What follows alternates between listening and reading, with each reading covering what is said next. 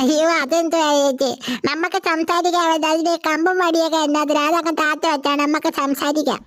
എടാ എന്നാടാ വായ നീ കാണിക്കുന്നേ? നീ ഒരിടത്ത് അടങ്ങി നിക്കാത്ത എന്നാ ഇതാ?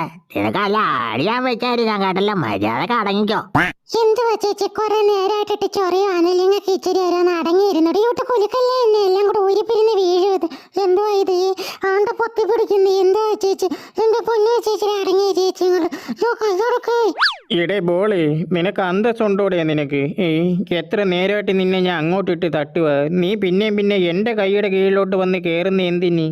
എന്റെ പെണ്ണുമ്പിള്ളക്ക് ഇത് എന്തൊരു തൊലിഞ്ഞ സ്വഭാവവും ഉണ്ടോ? ഇത്രയും തണുപ്പും പിടിച്ചിരിക്കുന്ന സമയത്ത് ഐസ്ക്രീം തിന്നണമെന്ന് പറഞ്ഞാൽ പിന്നെ കടയിൽ പോയി വാങ്ങിച്ചാലല്ലേ പറ്റൂ.